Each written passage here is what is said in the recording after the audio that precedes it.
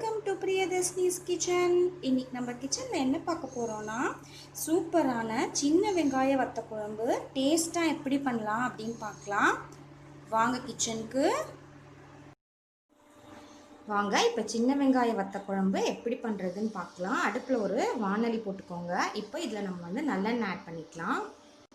ஒரு நெல்லிக்காய் சைஸ் அளவு புளிக்கு பார்த்தீங்க அப்படின்னா உங்களுக்கு 2 டேபிள் ஸ்பூன் நல்லெண்ணெய் தேவைப்படும். நல்லெண்ணெய் நிறையா விட்டால் தான் நம்மளோட வத்தக்குழம்பு நல்லா வாசனையாக இருக்கும். இப்போ இது நல்லா காயட்டும். இப்போ நல்லெண்ணெய் நல்லா காஞ்சிருச்சு. 1 டீஸ்பூன் கடுகு ஆட் பண்ணிக்கலாம்.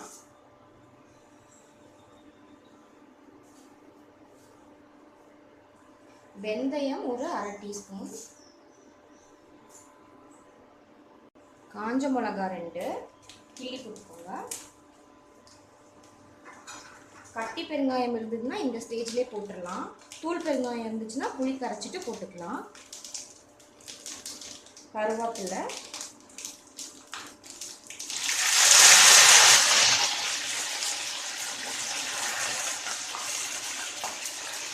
கட்டி பெருங்காயம் இப்படி பொரிஞ்சாதான் நல்லா வாசனையாக இருக்கும்.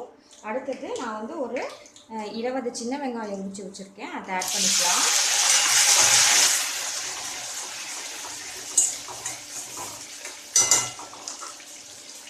இப்போ இந்த வெங்காயம் வந்து நல்லா வதங்கட்டும். அதுக்குள்ளே நான் வந்து இந்த மாதிரி ஒரு பெரிய நெல்லிக்காய் சைஸ் அளவுக்கு புளியை ஊற வச்சுருக்கேன். இதை நல்லா கரைச்சிட்டு வந்துடலாம். அது வரைக்கும் நம்மளோட வெங்காயம் வந்து நல்லா வதங்கிட்டு இருக்கட்டும். இப்போது மஞ்சள் பொடி தேவையான அளவு ஆட் பண்ணிக்கலாம்.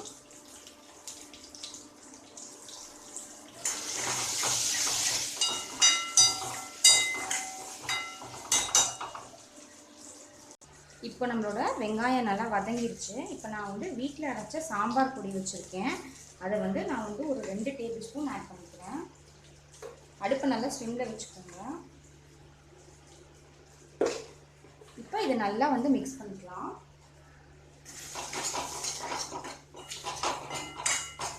உங்கள்கிட்ட சாம்பார் பொடி இல்லை அப்படின்னா நீங்கள் வந்து 1 ஸ்பூன் மிளகாத்தூள், அதுக்கப்புறம் தனியாத்தூள் 1 ஸ்பூன் ஆட் பண்ணிக்கலாம்.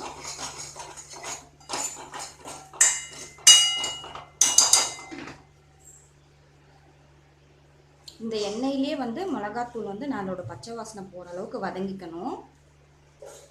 இப்போ நான் வந்து அந்த புளியை வந்து நல்லா கரைச்சிட்டு வந்துட்டேன். இவ்வளோ அளவுக்கு கரைச்சிருக்கு. ரொம்ப கெட்டியாகவும் வேணாம், ரொம்ப தண்ணியாகவும் வேணாம், மீடியமாக கரைச்சிக்கலாம். இப்போ இதை ஆட் பண்ணிடலாம். அடுப்பை ஸ்லிம்மில் வச்சுட்டு ஆட் பண்ணிக்கோங்க.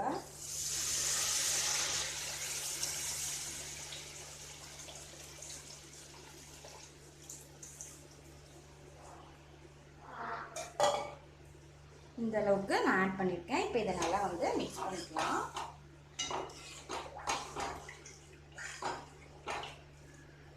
இப்போ இது வந்து நல்லா கொதிச்சு சுண்டற அளவுக்கு நம்மளுக்கு வந்து இது வந்து சுண்டணும். அது வரைக்கும் இது நல்லா கொதிக்கலாம். அடுப்பை மீடியம் ஃப்ளேமில் வச்சுக்கலாம். இப்போ இதுக்கு தேவையான அளவு உப்பு ஆட் பண்ணிக்கலாம். நான் வந்து கல்லுப்பு ஆட் பண்ணிக்கிறேன். கல்லுப்பு 1 டேபிள் ஸ்பூன் ஆட் பண்ணியிருக்கேன். இப்போ இது நல்லா கொதிக்கட்டும். இப்போ ஒரு 5 மினிட்ஸ் பாருங்கள், நல்லா கொதிச்சிருச்சு. இப்போ நம்ம வந்து 1 டீஸ்பூன் அளவுக்கு நான் வெல்லம் ஆட் பண்ண போகிறேன். வெல்லம் ஆட் பண்ணால் வத்தக்குழம்பு வந்து நல்லா ஒரு டேஸ்ட்டாக இருக்கும், டேங்கி டேஸ்ட்டாக இருக்கும். பிடிக்கலைன்னா நீங்கள் வந்து வெல்லத்தை ஆட் பண்ண வேண்டாம், அவாய்ட் பண்ணிடலாம். இப்போ இது இன்னும் ஒரு 5 மினிட்ஸ் நல்லா கொதிச்சு சுண்டட்டும். பாருங்கள், முன்னையோடு இப்போ கன்சிஸ்டன்சி பாருங்கள் கொஞ்சம் திக்காக இருக்கும் இல்லையா. இன்னும் ஒரு 5 மினிட்ஸ் வந்து நல்லா கொதிச்சிருட்டோம். இப்போ ஒரு 10 நிமிஷம் ஆச்சு, நல்லா சுண்டிருச்சு நம்மளோட வத்த குழம்பு. இப்போ கடைசியாக கொத்தமல்லி தூவிக்கலாம்.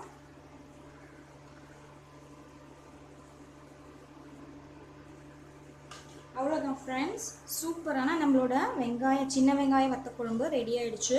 சுட சுட சாதம் போட்டு ஒரே 1 ஸ்பூன் நெய் விட்டு நம்மளோட வத்தக்குழம்பு ஊற்றி சாப்பிட்டோன்னா அவ்வளோ சூப்பராக இருக்கும். இதை நீங்கள் உங்கள் வீட்டில் ட்ரை பண்ணி பாருங்கள். பார்த்துட்டு உங்களோட கமெண்ட்ஸை ஷேர் பண்ணுங்கள். பிடிச்சிருந்தா பிரியதர்ஷினிஸ் கிச்சனுக்கு சப்ஸ்கிரைப் பண்ணுங்கள். தேங்க்யூ.